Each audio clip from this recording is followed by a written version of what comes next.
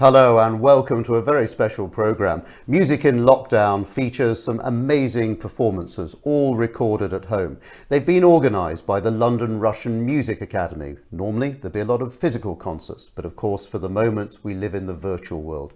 That doesn't diminish though the great skill and passion of some very dedicated young artists. My name is Jonathan Charles. I'm joined by my son Max as well, who is a pupil at the Academy. What do you like about the Academy, Max? My favourite thing about the school is really that it's a whole new bubble. It's like a different world inside the giant bustle of London. The community there is really fantastic. And you're a pianist and a violinist. We'll be hearing from you a little later in this programme. But first, let's hear from Lrma Berezovsky. She is the co-founder and head of the Academy. On Sundays, the building behind me would come alive with the sounds of different instruments as our pupils engaged in instrumental and other music lessons, choir training and chamber music making. There would be some 100 children here every Sunday during term time, the youngest being still toddlers and the oldest already doing their A-levels.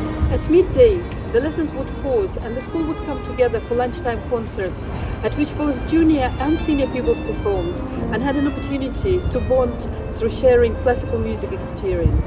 The term would culminate in an end-of-term concert which would be held at one of London concert venues and in which all our pupils would perform. As the country went into lockdown, we transferred all our lessons online.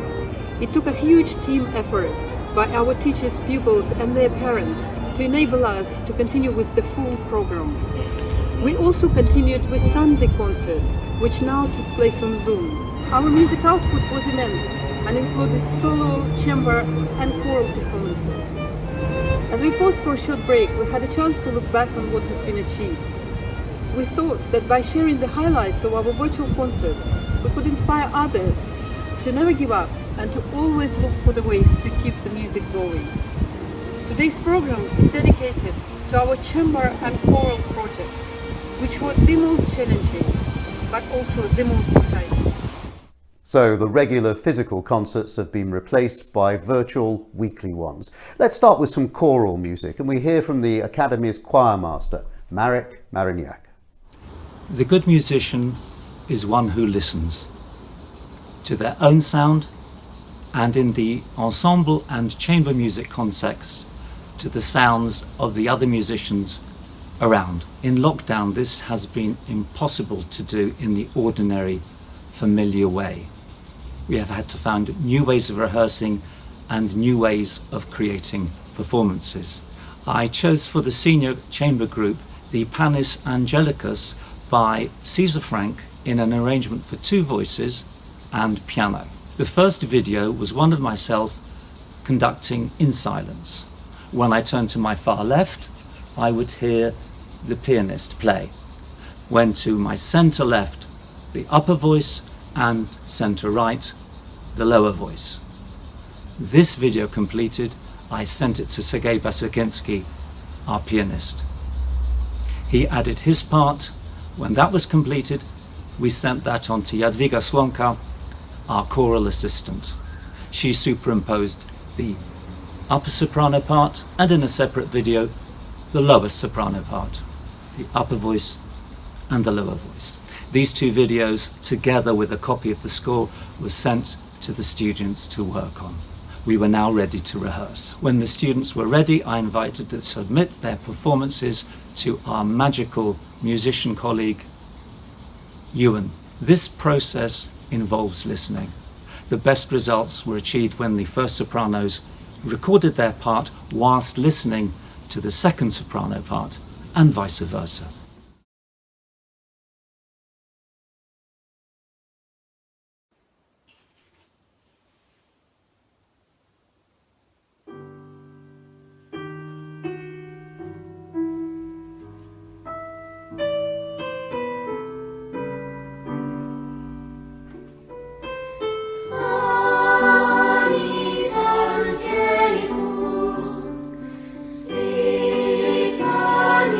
Glory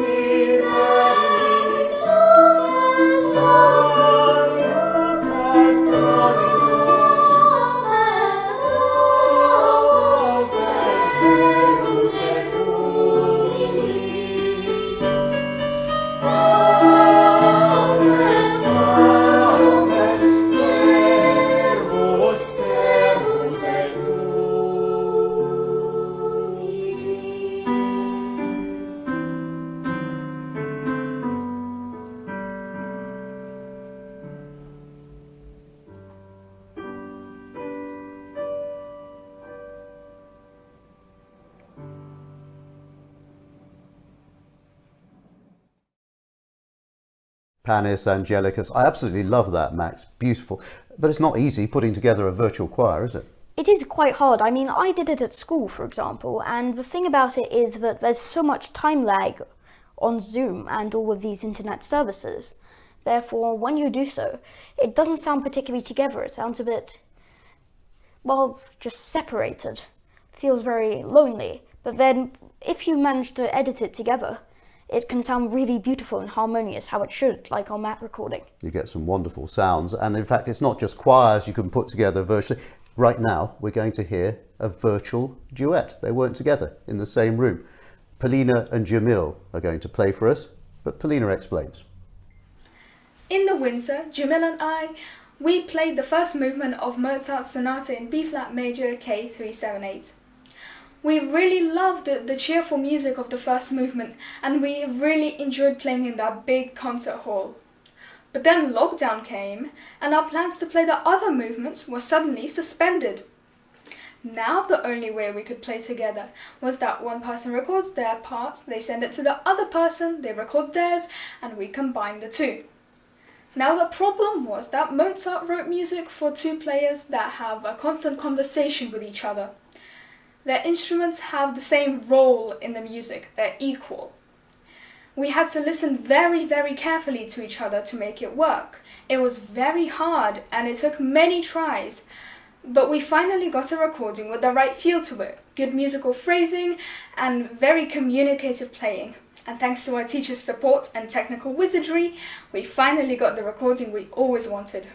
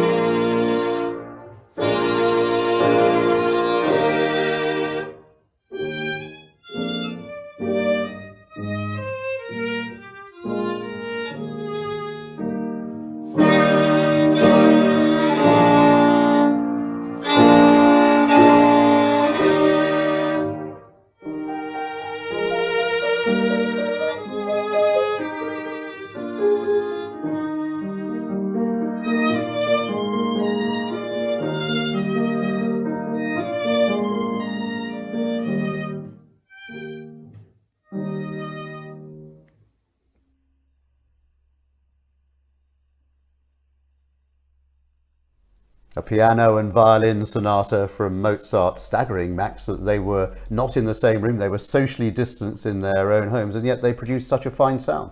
I know, it's especially hard these days because when you're in person, you can really give hints to the other player. For example, Jamil could signal we're on bar 27 in some kind of way by nodding his head or something similar. Whilst through an internet service, it's much harder to do so. Very difficult when you're not together. We've got something amazing right now, Max. We're going to have a trio, and they're all the same person. How does that happen? Tiana is going to explain. This is my first lockdown project. My friends and I started playing the Shostakovich 5 pieces for 2 violins and piano a few months before the government imposed coronavirus lockdown. Unfortunately, the trio couldn't continue, so I thought why not have a go at playing all 3 parts by myself with a bit of help from very basic editing software. I don't play the piano, so I had to adapt the piano arrangement for my harp. I went back and forth quite a few times till eventually the harp part felt right for me. Then I synchronized the 2 videos together using a very basic editing tool on iMovie. So I could go on to record the second violin by listening to the duet of the violin 1 and harp recording. As you can see, it was quite a long process compared to playing with my friends live. We could make changes very quickly together and play off each other's energy. Imagine playing in an ensemble is like riding a multi-seater bike together. We speed up and slow down together. Of course, if one of us didn't quite follow, the other 2 will carry on and you will need to try to pick up the pace quickly and rejoin with the others. So that's what makes playing music together fun. You work things out together. You listen to each other and play in response to each other. Now, playing on your own is a completely different experience. It could become a bit boring and repetitive. I can only rely on my imagination. I had to imagine the feeling and how the sounds from all the parts blend together. You can't rely on anyone else to pick up the pace and energy. It was particularly frustrating when I got something wrong on a harp, so the violin parts just couldn't fit in well. This meant I had to record the whole thing again. I can't say that part was fun, but it was hugely satisfying when I saw the end results. I hope you will enjoy my video.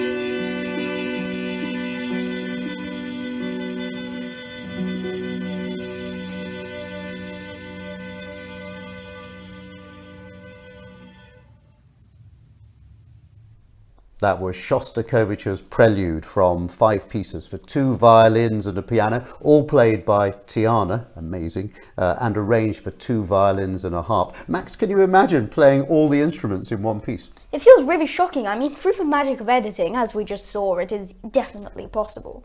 But it's still an incredible feat, which couldn't have been achieved 30 years ago. No, I keep using words like amazing. I could say unprecedented. I know. True. Right, we've got a family for you, a musical family next. Yevgeny Sudbin is a world-class pianist, so is his wife Sally, and his daughter Bella is pretty impressive too. We wanted to perform for my brother's birthday around the time of the lockdown and decided to play 2 of Rachmaninoff's pieces for 6 hands. The first piece is a fast-paced waltz, with hands often intertwined with each other. The second piece is an enchanting romance with a flowing melody on top of beautiful accompanying harmonies. It was fun to see how many people could fit at the piano and do something different with my parents.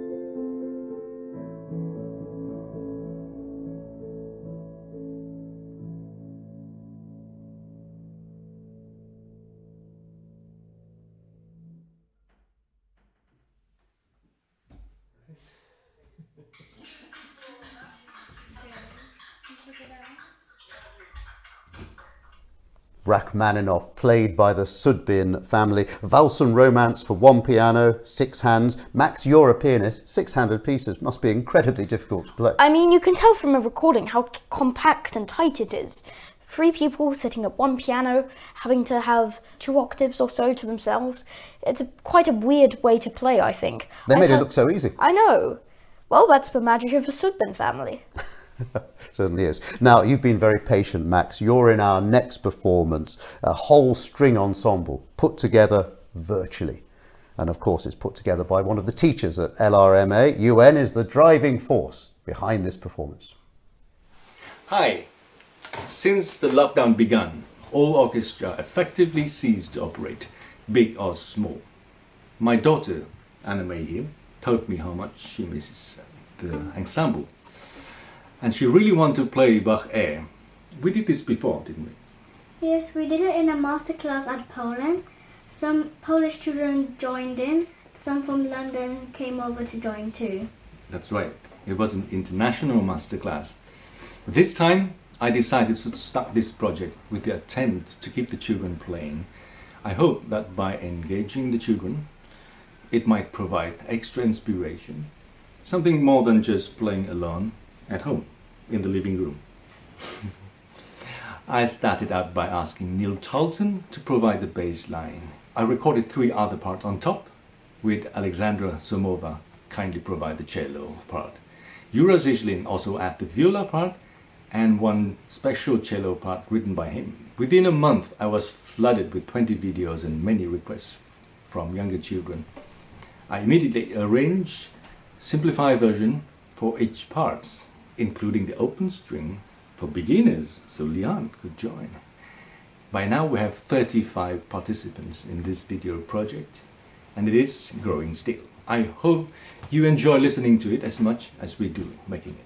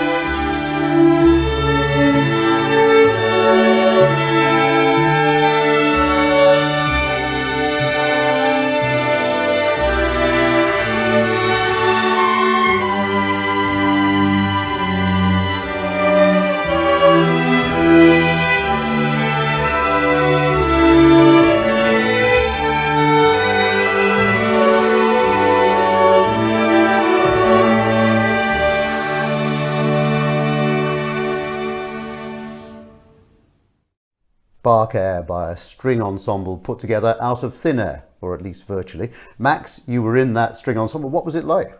It was a really incredible and emotional roller coaster for me because I was stuck without it for 3 months in lockdown. And then when I got an email about a month ago, I was shocked, I was ecstatic. It said, "Would you like to take part?" I replied, "Absolutely." And you played more than one violin Yes, part? I was so excited, but I decided to learn 2 parts, the first and the second violin, you may have noticed. And it comes together beautifully. Well, look, we hope you enjoyed the programme and it inspired you to overcome whatever challenges you might be facing as you perform or indeed go about your daily life. For the moment, though, until next time, goodbye. Goodbye.